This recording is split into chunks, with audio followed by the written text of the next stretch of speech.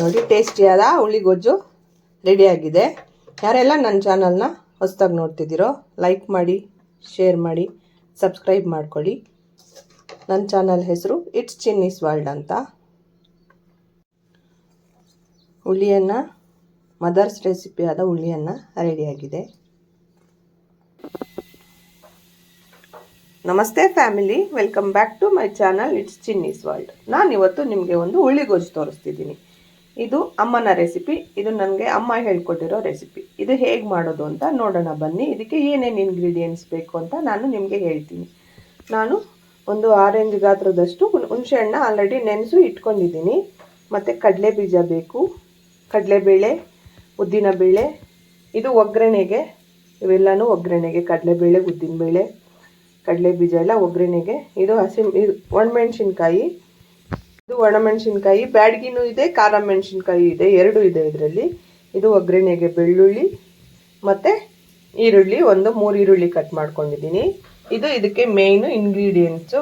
ಇದು ನಾವು ಪೌಡರ್ ಮಾಡಿ ಇಟ್ಕೊಂಡ್ರೆ ಎಷ್ಟು ದಿನ ಬೇಕಾದರೂ ನಾವು ಸ್ಟೋರ್ ಮಾಡ್ಕೋಬೋದು, ಏನೂ ಆಗೋದಿಲ್ಲ. ಈ ಪೌಡರ್ಗೆ ನಾನು ಏನೇನು ಹಾಕಿದ್ದೀನಿ ಅಂದರೆ ಕಡಲೆಬೇಳೆ 2 ಟೇಬಲ್ ಸ್ಪೂನು, ಉದ್ದಿನಬೇಳೆ 2 ಟೇಬಲ್ ಸ್ಪೂನು, ಮತ್ತು ತೊಗರಿಬೇಳೆ 2 ಟೇಬಲ್ ಸ್ಪೂನು, ಎಳ್ಳು ಬಂದು ಕರಿ ಎಳ್ಳಾದರೂ ಆಗಲಿ ಬಿಳಿ ಎಳ್ಳಾದರೂ ಆಗಲಿ 3 ಟೇಬಲ್ ಸ್ಪೂನ್ ತಗೋಬೇಕು. ಜೀರಿಗೆ ಬಂದು 1.5 ಟೇಬಲ್ ಸ್ಪೂನ್ ತಗೋಬೇಕು. ಮೆಂತ್ಯ ಅರ್ಧ ಟೇಬಲ್ ಸ್ಪೂನು, ಮೆಣಸು ಅರ್ಧ ಟೇಬಲ್ ಸ್ಪೂನು, ಮತ್ತು ಸಾಸಿವೆ 1/2 ಟೇಬಲ್ ಸ್ಪೂನು. ಇದನ್ನೆಲ್ಲ ಚೆನ್ನಾಗಿ ನಾವು ಫ್ರೈ ಮಾಡಿಕೊಂಡು ಇದನ್ನು ಪೌಡರ್ ಮಾಡಿ ಇಟ್ಕೊಂಡ್ರೆ ನಾವು ಹುಳಿ ಗೊಜ್ಜು ಮಾಡಿದಾಗ ಹುಳಿ ಗೊಜ್ಜಿಗೆ ಹಾಕ್ಕೋಬೋದು, ತುಂಬ ಚೆನ್ನಾಗಿರುತ್ತೆ. ಇದು ಈ ಗೊಜ್ಜಿಗೆ ಮೇನ್ ಟೇಸ್ಟ್ ಕೊಡೋದೇ ಈ ಪೌಡರು. ಇದನ್ನು ನೀವು ಎಷ್ಟು ದಿನ ಬೇಕಾದರೂ ಸ್ಟೋರೇಜ್ ಮಾಡ್ಬೋದು, ಏನೂ ಆಗೋದಿಲ್ಲ, ಕೆಡೋದು ಇಲ್ಲ.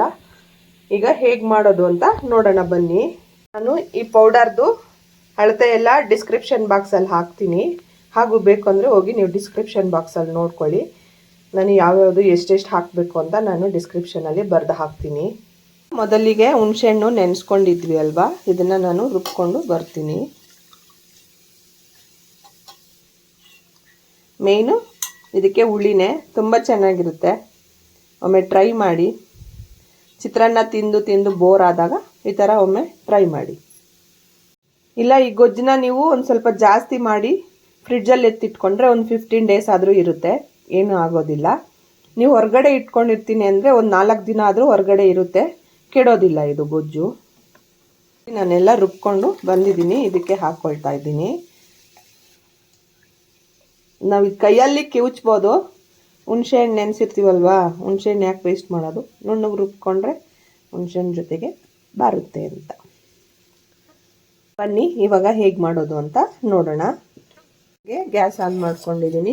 ಎಣ್ಣೆ ಇದಕ್ಕೆ ಸ್ವಲ್ಪ ಜಾಸ್ತಿ ಹಾಕ್ಕೋಬೇಕು, ಒಂದು 5 ರಿಂದ 6 ಟೇಬಲ್ ಸ್ಪೂನು ಇಲ್ಲ 7 ಟೇಬಲ್ ಸ್ಪೂನ್ ಹಾಕ್ಕೊಳ್ಳಿ.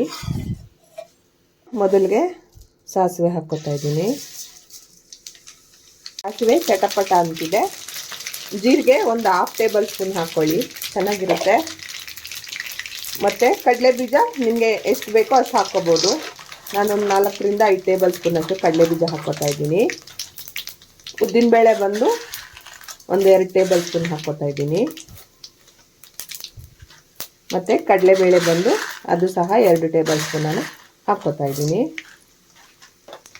ಈಗ ಇದನ್ನು ಸ್ವಲ್ಪ ಫ್ರೈ ಮಾಡಬೇಕು. ಜೊತೆಗೇ ನಾವು ಬೆಳ್ಳುಳ್ಳಿ ಮತ್ತು ಒಣಮೆಣಸಿನ್ಕಾಯಿ ಹಾಕ್ಕೊಳ್ಳೋಣ. ಇದೆಲ್ಲ ಸ್ವಲ್ಪ ಫ್ರೈ ಆಗಬೇಕು.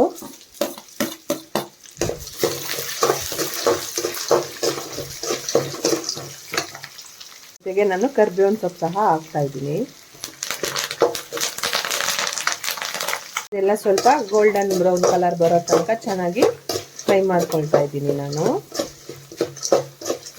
ಈಗ ನಾನು ಹೇಳಿರೋ ಇಂಗ್ರೀಡಿಯೆಂಟ್ಸ್ ಹಾಕಿ ಪೌಡರ್ ಮಾಡಿಕೊಂಡ್ರೆ ನಿಮಗೆ ಒಂದು 7-8 ಸರಿಗಾದರೂ ಬರುತ್ತೆ, ಎಕ್ಸ್ಟ್ರಾ ಜಾಸ್ತಿ ಏನು ಬೇಕಾಗಿಲ್ಲ. ಎಲ್ಲ 2 ಟೇಬಲ್ ಸ್ಪೂನ್ ಹಾಕಿ ಮಾಡಿಕೊಂಡ್ರೆ ಸಾಕು. ನಾನು ಇದನ್ನು 2 ಸರಿ ಯೂಸ್ ಮಾಡಿದ್ದೀನಿ, ಇನ್ನೂ ಇಷ್ಟಿದೆ, ಇನ್ನೂ ಒಂದು 3-4 ಸರಿಗೆ ಬರುತ್ತೆ ಇದು ಪೌಡರು. ನಾನು ಇದನ್ನು ಡಿಸ್ಕ್ರಿಪ್ಷನ್ ಬಾಕ್ಸಲ್ಲಿ ಹಾಕ್ತೀನಿ, ಅದು ಪೌಡರ್ ಮೆಜರ್ಮೆಂಟ್ ಹೇಗೆ ಏನೇನು ಬೇಕು ಅಂತ. ಈಗ ನಾನು ಕಟ್ ಮಾಡ್ಕೊಂಡಿರೋ ಈರುಳ್ಳಿನ ಹಾಕ್ಕೊತಾ ಇದ್ದೀನಿ.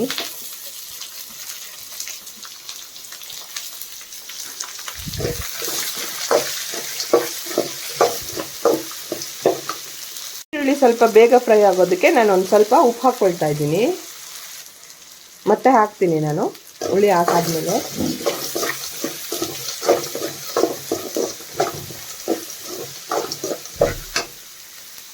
ಇದಕ್ಕೆ ನೀವು ಇಂಗು ಬೇಕಾದರೂ ಹಾಕ್ಕೋಬೋದು, ನಾನು ಹಾಕ್ಕೊಳ್ಳೋದಿಲ್ಲ. ನೀವು ಇಂಗು ತಿನ್ನೋರಾದರೆ ಇಂಗು ಸಹ ಸೇರಿಸ್ಕೋಬೋದು. ನೋಡಿ ಆನಿಯನ್ ಎಲ್ಲ ಚೆನ್ನಾಗಿ ಫ್ರೈ ಆಗಿದೆ. ಈಗ ನಾವು ರುಬ್ಬಿಟ್ಕೊಂಡಿದ್ವಿ ಅಲ್ವಾ ಹುಣಸೆ ಹಣ್ಣು, ಅದನ್ನು ಹಾಕ್ತಾ ಇದ್ದೀನಿ. ಇದಕ್ಕೆ ಇನ್ನೊಂದು ಸ್ವಲ್ಪ ನೀರು ಹಾಕ್ಕೊಳ್ಳೋಣ.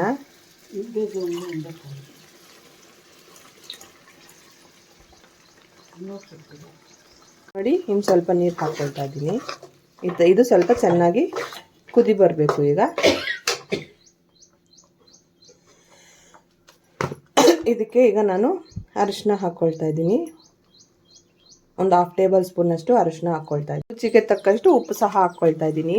ಇದು ಸ್ವಲ್ಪ ಕುದ್ದು ಒಂದು 2 ನಿಮಿಷ ಕುದ್ದಾದ್ಮೇಲೆ ನಾವು ಪುಡಿನ ಹಾಕ್ಕೋಬೇಕು. ಟೇಸ್ಟಿಯಾಗಿರುತ್ತೆ, ಹುಳಿ ಆಗಿರುತ್ತೆ. ಇದಕ್ಕೆ ನಾವು ಹಸಿಮೆಣಸಿನ್ಕಾಯಿ ಆಗಲಿ ಟೊಮೆಟೊ ಆಗಲಿ ಏನೂ ಯೂಸ್ ಮಾಡೋದಿಲ್ಲ ಅಲ್ವಾ. ಹುಳಿಗೊಜ್ಜು ಇದು ಅಮ್ಮನ ರೆಸಿಪಿ. ಅಮ್ಮ ನನಗೆ ಹೇಳ್ಕೊಟ್ಟಂತಹ ರೆಸಿಪಿ ನಾನು ನಿಮ್ಮ ಜೊತೆಗೆ ಶೇರ್ ಮಾಡ್ಕೊಳ್ತಾ ಇದ್ದೀನಿ. ಈಗ ಇದು ಸ್ವಲ್ಪ ನಾನು ಲಿಡ್ ಕ್ಲೋಸ್ ಮಾಡ್ತೀನಿ ಕುದಿಯೋ ತನಕ.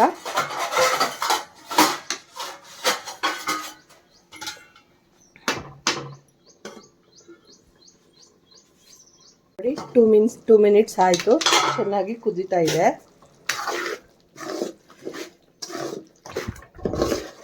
ಇಷ್ಟು ಸ್ವಲ್ಪ ಗಟ್ಟಿಯಾಗಿದೆ.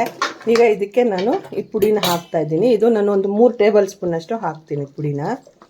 ನೋಡಿ 3 ಟೇಬಲ್ ಸ್ಪೂನಷ್ಟು ಹಾಕ್ಕೊಂಡ್ರೆ ಸಾಕು, ಜಾಸ್ತಿ ಏನು ಬೇಡ. ಈ ಪುಡಿ ಹಾಕಿದ್ಮೇಲೆ 1-2 ನಿಮಿಷ ಕುದ್ರೆ ಸಾಕು, ಗಟ್ಟಿ ಬರುತ್ತೆ ಇನ್ನೂ ಸ್ವಲ್ಪ. ಈಗ ಇದಕ್ಕೆ ಇವಾಗಲೇ ನೀವು ಉಪ್ಪು ಎಲ್ಲ ಕರೆಕ್ಟಾಗಿದೆಯೋ ನೋಡಿಕೊಂಡು, ಉಪ್ಪೇನಾದರೂ ಸ್ವಲ್ಪ ಕಡಿಮೆ ಇದ್ದರೆ ಉಪ್ಪು ಆ್ಯಡ್ ಮಾಡ್ಕೊಳ್ಳಿ, ಇಲ್ಲ ಕರೆಕ್ಟಾಗಿದೆ ಅಂದರೆ ಬೇಡ. ಇದನ್ನು ಈಗ ನಾನು ಲಿಡ್ ಕ್ಲೋಸ್ ಮಾಡಿ ಒಂದು 2 ಮಿನಿಟ್ಸು ಬಿಡ್ತೀನಿ. ನೋಡಿ ಈ ಥರ ಎಣ್ಣೆ ಬಿಟ್ಕೊಂಡಿದೆ ಅಂದರೆ ಗೊಜ್ಜು ರೆಡಿ ಆಯಿತು. ನೋಡಿ ಸ್ವಲ್ಪ ಗಟ್ಟಿನೂ ಸಹ ಬಂದಿದೆ. ಇದನ್ನು ನಾವು ಫ್ರಿಡ್ಜಲ್ಲೂ ಸಹ ಸ್ಟೋರ್ ಮಾಡ್ಕೋಬೋದು, ಇಲ್ಲ ಹೊರಗಡೆನೂ ಸಹ ಒಂದು 2-3 ದಿನ ಇಟ್ಕೋಬೋದು. ಈಗ ಲಾಸ್ಟ್ಗೆ ನಾನು ಇದಕ್ಕೆ ಕೊತ್ತಂಬರಿ ಸೊಪ್ಪು ಹಾಕ್ತಾ ಇದ್ದೀನಿ.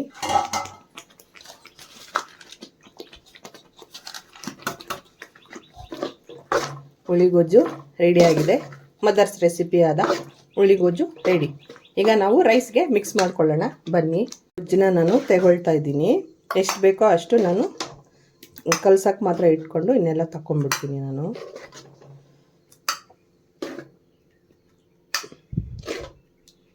ಈಗ ಇದಕ್ಕೆ ಅನ್ನ ಹಾಕಿ ಮಿಕ್ಸ್ ಮಾಡ್ಕೊಳ್ಳೋಣ. ರೈಸು ಹಾಕ್ಕೊಳ್ತಾ ಇದ್ದೀನಿ ನಾನೀಗ. ಇದು ಒಂದು 3 ಜನಕ್ಕೆ ಮಿಕ್ಸ್ ಮಾಡ್ತಾ ಇರೋದು. 3-4 ಜನಕ್ಕೆ ಮಿಕ್ಸ್ ಮಾಡ್ತಾ ಇದ್ದೀನಿ.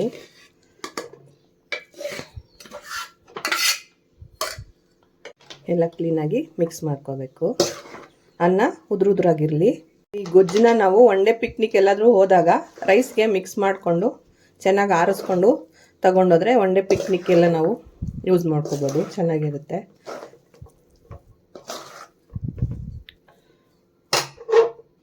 ಈಗ ಪ್ಲೇಟ್ಗೆ ಸರ್ವ್ ಮಾಡೋಣ. ನೋಡಿ ಟೇಸ್ಟಿಯಾದ ಹುಳಿಗೊಜ್ಜು ರೆಡಿಯಾಗಿದೆ. ಯಾರೆಲ್ಲ ನನ್ನ ಚಾನಲ್ನ ಹೊಸದಾಗಿ ನೋಡ್ತಿದ್ದೀರೋ ಲೈಕ್ ಮಾಡಿ, ಶೇರ್ ಮಾಡಿ, ಸಬ್ಸ್ಕ್ರೈಬ್ ಮಾಡ್ಕೊಳ್ಳಿ. ನನ್ನ ಚಾನಲ್ ಹೆಸರು ಇಟ್ಸ್ ಚಿನ್ನೀಸ್ ವರ್ಲ್ಡ್ ಅಂತ. ಹುಳಿ ಅನ್ನ ರೆಡಿಯಾಗಿದೆ. ಇಲ್ಲಿ ತನಕ ಈ ರೆಸಿಪಿನ ನೋಡಿದ್ದಕ್ಕೆ ತುಂಬ ಹೃದಯದ ಧನ್ಯವಾದಗಳು. Thank you so much.